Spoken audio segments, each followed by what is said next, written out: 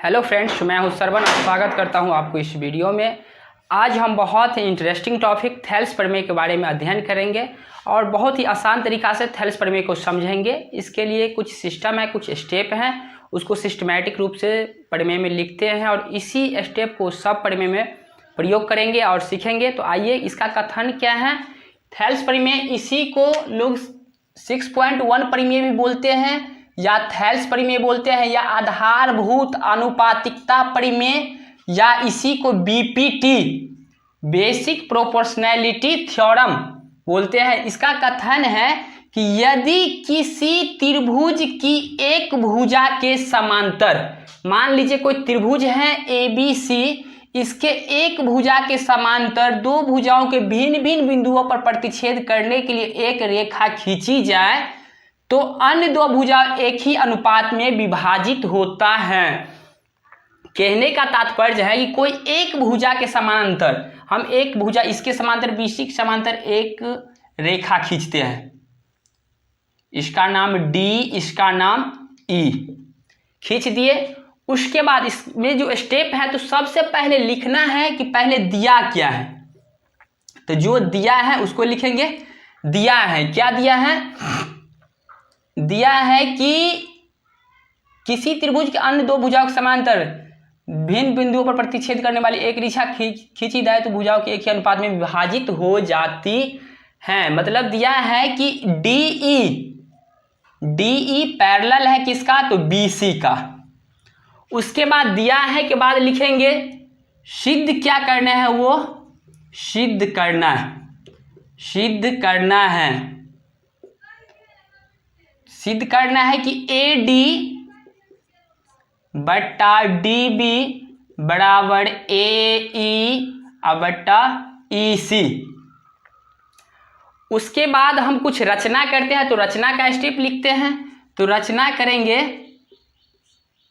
रचना ये है कि D को C से मिलाएंगे और B को E से, और AD पर EN लंब और DAE पर डालते हैं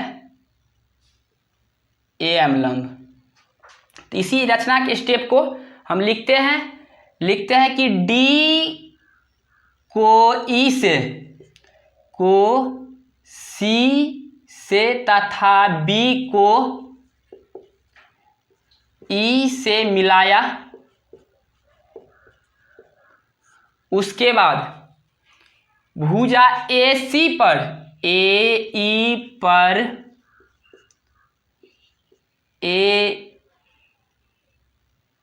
पर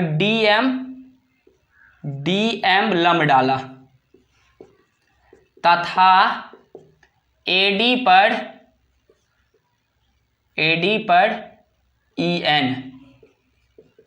EN लंब डाला।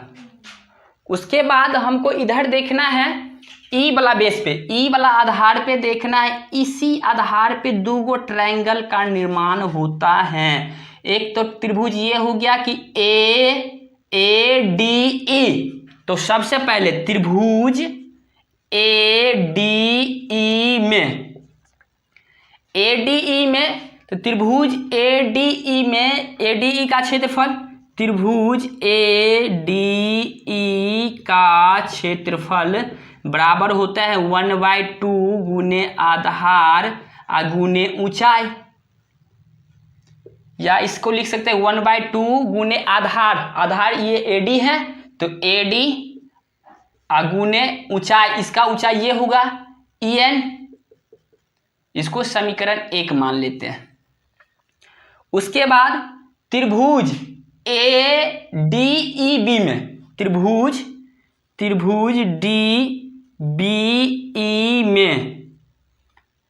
DEB में त्रिभुज DBE का क्षेत्रफल बराबर 1/2 गुने आधार गुने ऊंचाई।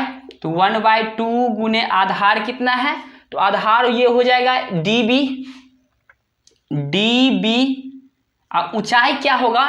तो ऊंचाई देखिए यहाँ पे जो कभी कभी अधिक कोण वाला त्रिभुज जो बनता है, अधिक कोण वाला त्रिभुज, तो इसका एक्चुअल ऊंचाई इसको बाहर बढ़ा के इस पे लंब खींचा जाता है, यही इसका एक्चुअल ऊंचाई होता है। तो ये अधिक कोण यहाँ पे बना रहे हैं तो इसका एक्चुअल ऊंचाई यही होगा, तो En, यहाँ भी En होगा। इसको समीकरण हम 2 मान लेते हैं, इसको समीकरण 2 मान लेते हैं।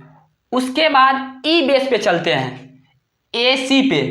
इसमें ADE का क्षेत्रफल, पुनः ADE में ADE का क्षेत्रफल हो जाएगा 1/2 गुने आधार गुने ऊंचाई।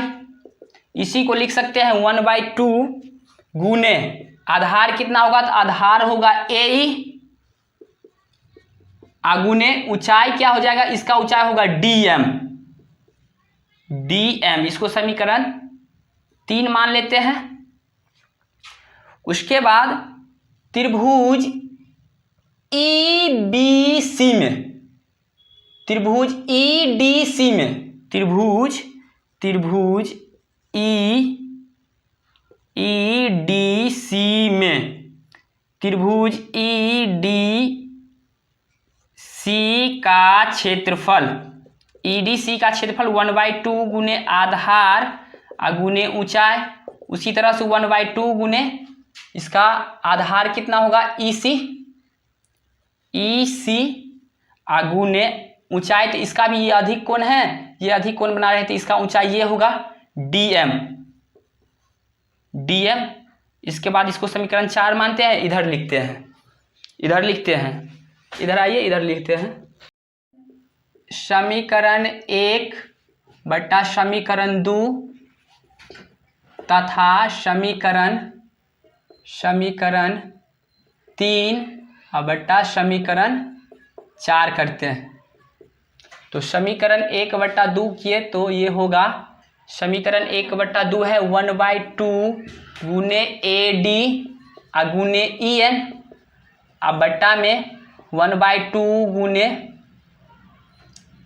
DB गुने EN, तथा समीकरण 3 में क्या है, तो 1/2 गुने AE गुने DM, इधर हो जाएगा 1/2 गुने EC गुने DM। 1/2 से 1/2 कैंसिल, EN से EN कैंसिल, इधर हो जाएगा 1/2 से 1/2 कैंसिल, DM से DM कैंसिल। तो यहाँ हो जाएगा AD बट्टा DB। इसको समीकरण 3 मान लिए, इसको 5 मान लिए, और इसको मान लेते हैं,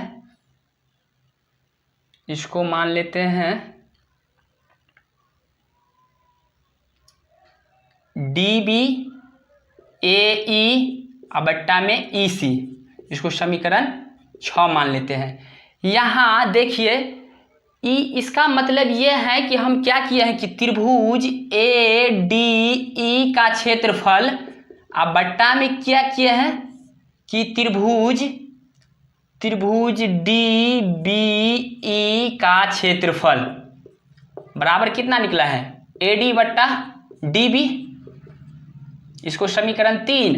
और दूसरा माने है कि त्रिभुज ADE का क्षेत्रफल बराबर में त्रिभुज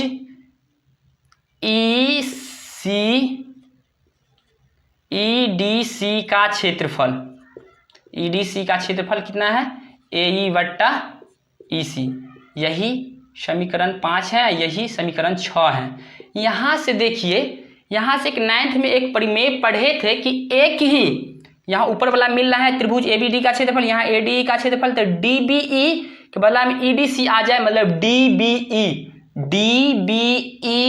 और EDC, ये दोनों को एक्सचेंज करना है। तो एक परिमेय पढ़े थे 9th में, क्या था कि एक ही आधार और एक ही समांतर रेखाओं के बीच बने त्रिभुजों का क्षेत्रफल बराबर होता है। जैसे एक ही आधार ये हुआ, ये कोई त्रिभुज बना, इसी त्रिभुज पे अगर इधर हम उठा के इधर से इधर बना दे, इधर से इधर बना देते। ई त्रिभुज का क्षेत्रफल, ई त्रिभुज का क्षेत्रफल और ई त्रिभुज का क्षेत्रफल आपस में बराबर होते हैं, तो इसलिए मतलब ई डी बी ई का क्षेत्रफल, डी बी ई मतलब इसका क्षेत्रफल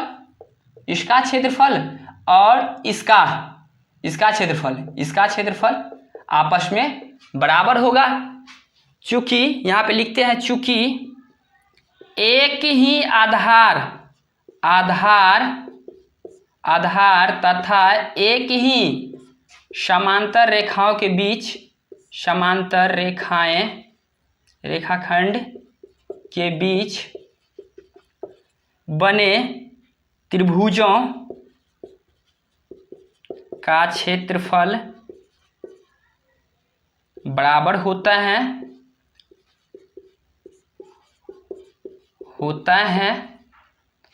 अतः लिखेंगे, इसलिए मतलब डी बी ई बराबर हो जाएगा त्रिभुज, area of D B E बराबर हो जाएगा area of D B E बराबर हो जाएगा एरिया ऑफ ई डी सी,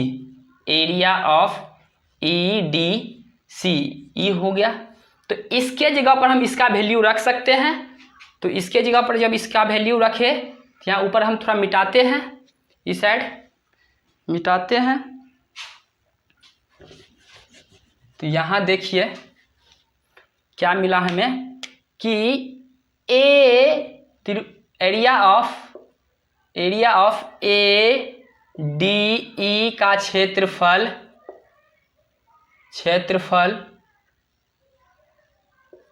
अब बट्टा में ई दोनों बराबर हैं, तो इसके बदला में हम लिख सकते हैं D B E D C, area of E D C दोनों बराबर हैं, बराबर ई हो जाएगा area of A D E बट्टा में area of E D C, दोनों आपस में बराबर हैं, इसलिए कि ए डी बट्टा डी बी बराबर में ए ई बट्टा ई सी। यही प्रूफ हो गया, यही करना था ए डी बट्टा डी बी अब बराबर में ए ई बट्टा ई सी, यही प्रूफ करना था। इसी तरह से हम अगला प्रमेय पढ़ेंगे, थेल्स प्रमेय का विलोम, अगला वीडियो में। तो आइए इस वीडियो को लास्ट करते हैं। अगर वीडियो अच्छा लगा हो तो दोस्तों के साथ शेयर कीजिए और वीडियो को लाइक करें, और जो भी प्रॉब्लम हो तो नीचे कमेंट बॉक्स में कमेंट करें। Thank you.